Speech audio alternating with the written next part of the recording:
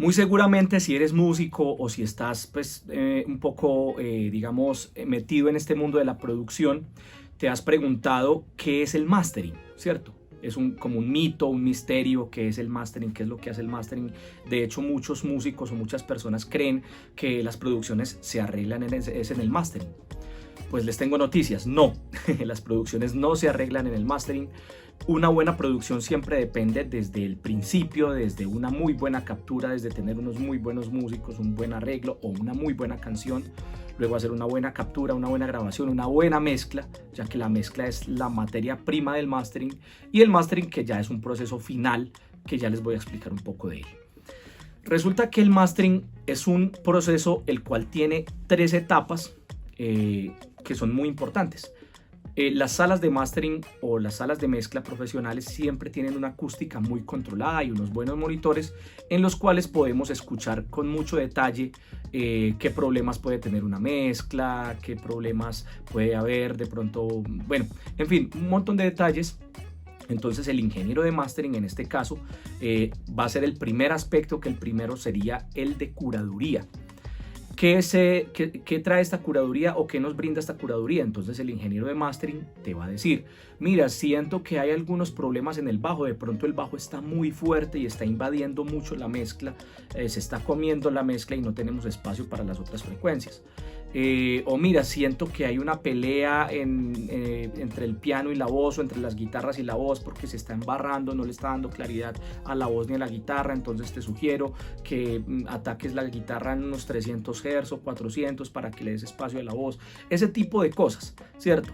Entonces el primer aspecto del mastering es el de esa curaduría que te va a dar un ingeniero de mastering, en la cual vas a poder corregir ciertos problemas antes de pasar a ese mastering final.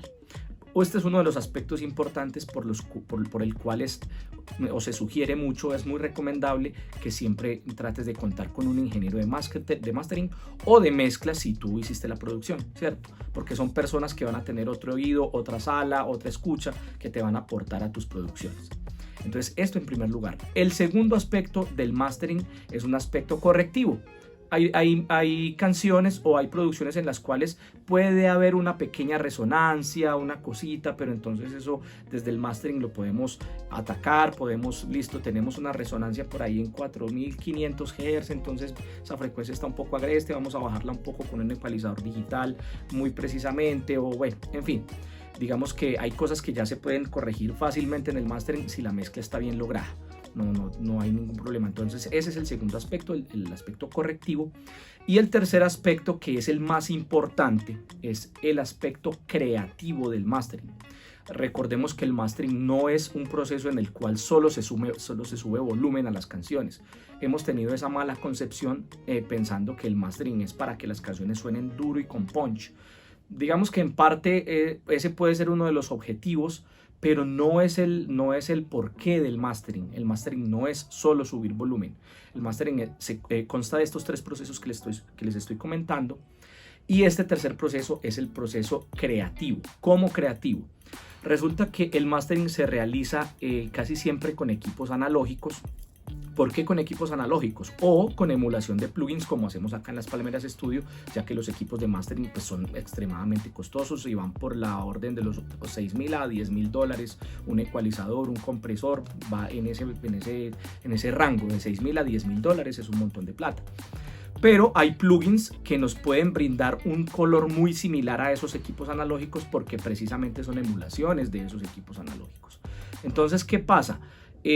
Sea con los equipos analógicos como tal en una muy buena sala de mastering, o sea con plugins, podemos lograr ese color que nos aporta cada una de esas máquinas. Entonces, por decir, tengo tal ecualizador analógico que me aporta cierta cosita en los brillos, cierta característica en los brillos por su filtro, por lo que sea, o resulta que tengo otro ecualizador distinto que me va a aportar cierto ponche o cierto amarre en los bajos, o voy a tener un ecualizador de tubos que me va a aportar unos medios muy bonitos, pero esas cualidades sonoras solo se logran con estos equipos.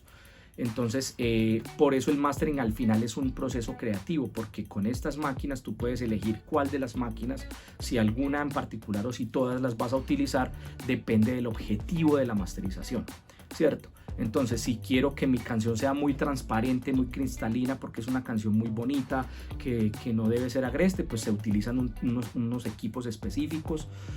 Pero resulta que si quiero que mi canción sea, mi canción es un rock o un reggaetón fuerte, con carácter y con mucho punch, pues entonces ya vamos a utilizar un poco de distorsión de tubos, vamos a utilizar una máquina de distorsión como puede ser por ejemplo un Black Box, que es un equipo que nos va a aportar desde los tubos una distorsión y le va a dar carácter y punch y brillos a la mezcla.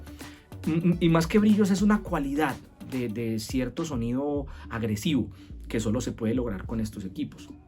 Entonces ese es el tercer aspecto del mastering y el más importante, el proceso creativo. Entonces, si ustedes hacen el resumen, van a encontrar que lo ideal siempre que podamos es hacer el mastering con ingenieros que se dediquen al mastering o personas que por lo menos tengan esa capacidad de hacerlo, porque es un proceso que aparte aparte adicionalmente de ser una curaduría que te va a aportar pues como esa claridad sobre lo que tienes que entregar y lo que tienes que hacer para que tu canción suene lo mejor posible, también vas a tener un proceso de corrección y un proceso creativo, el cual no vas a poder lograr en tu estudio o en tu producción si trabajas en tu casa. No vas a poder lograr esos resultados que te va a ofrecer un ingeniero de mastering. Entonces, por estas razones, pues quería invitarlos a que utilicen ingenieros profesionales, ingenieros de mastering, que puedan aportar a sus canciones estas características para que puedan ser competitivos. Y finalmente, un asunto, no solamente el mastering es un asunto de volumen, como se los comentaba en algún momento. Es muy importante entender que ahora la Audio Engineering Society, que es la sociedad de ingenieros de audio a nivel mundial, está sugiriendo un estándar a las plataformas digitales, el cual va hacia los menos 24 loops. Eso es un montón de rango dinámico, o sea, es masterizar las canciones casi que a nivel de mezcla, o sea, muy bajo.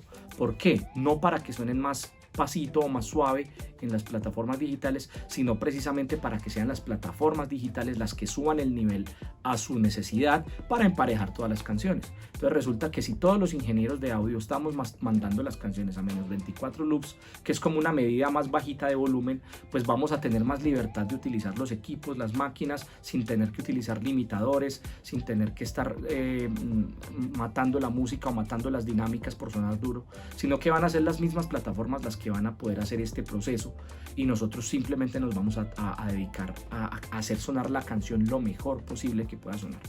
Así que por ahí les dejo ese dato. Ya sabes que no siempre tienes que pedir volumen, no siempre tienes que sonar muy duro, ya que recuerda que lo más importante es la música, siempre cuidar la música es lo más importante.